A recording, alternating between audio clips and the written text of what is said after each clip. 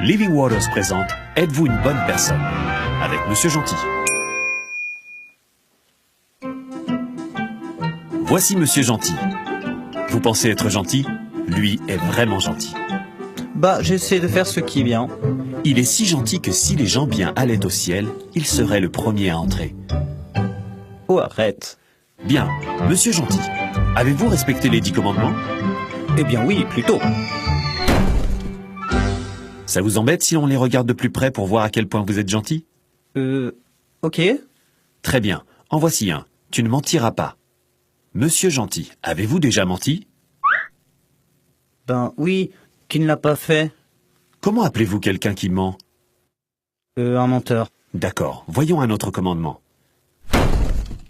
Tu ne voleras pas. Avez-vous déjà volé quelque chose, même une seule fois? Non. Mais vous venez de me dire que vous étiez un menteur. J'ai volé des bonbons une fois, quand j'étais enfant. Et comment appelez-vous quelqu'un qui vole? Un voleur. Essayons-en un autre. Tu ne commettras pas d'adultère. Ça, c'est facile. Je n'ai jamais trompé ma femme. Salut, beau gosse. Oh, baby. Jésus a dit que si vous regardez une femme en la désirant, vous avez déjà commis l'adultère avec elle dans votre cœur. Oh, vrai. Encore un. Tu n'invoqueras pas le nom du Seigneur ton Dieu en vain. Avez-vous déjà utilisé le nom de Dieu pour jurer? Oh mon... Cela, Monsieur Gentil, s'appelle un blasphème. Dieu vous a donné la vie et tout ce que vous avez. Et vous avez traîné son nom dans la boue. Donc vous admettez être un menteur, un voleur, un blasphémateur et un adultère de cœur. Et ce ne sont que 4 des commandements. Ah ok, d'accord, je ne suis pas parfait. Non, en fait, c'est pire que ça. Supposez que nous placions dans votre cerveau une puce capable d'enregistrer vos pensées les plus intimes pendant une semaine pour ensuite les projeter sur un écran géant à la vue de tous vos amis et de toute votre famille. Ce serait embarrassant. Oui, je sais. La Bible dit que Dieu connaît tout, même les pensées secrètes de votre cœur. Eh bien, comparé à d'autres personnes, je suis un saint. Oui, c'est vrai. Mais la norme est la loi de Dieu, pas les autres personnes. Par ailleurs, même si vous ne péchez que 5 fois par jour, au bout d'un an, cela fait 1825 péchés.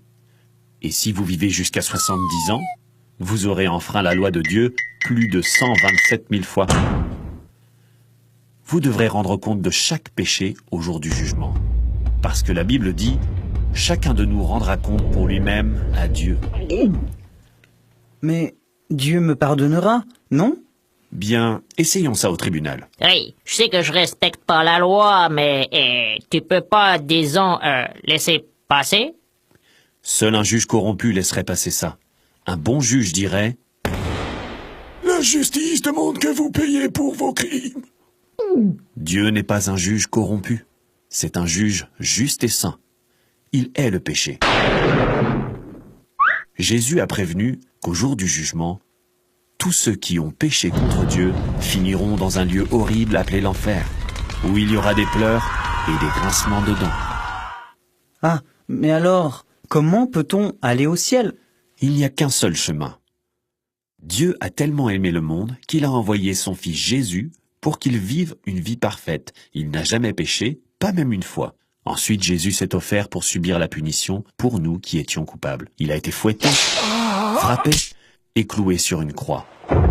Il est mort pour que justice soit faite et que le pécheur puisse être libéré.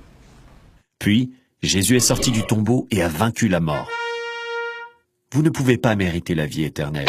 C'est un don de Dieu pour tous ceux qui s'humilient et viennent à Jésus. Il vous pardonnera, vous purifiera et vous donnera un cœur nouveau et de nouveaux désirs. La Bible dit que si quelqu'un est en Christ, il est une nouvelle création. Alors arrêtez de vivre pour vous-même, détournez-vous de vos péchés et venez à Jésus. Ensuite, lisez la Bible et obéissez-lui. Trouvez une bonne église qui vous aidera à grandir. Et enfin, sortez et annoncez la bonne nouvelle à d'autres personnes.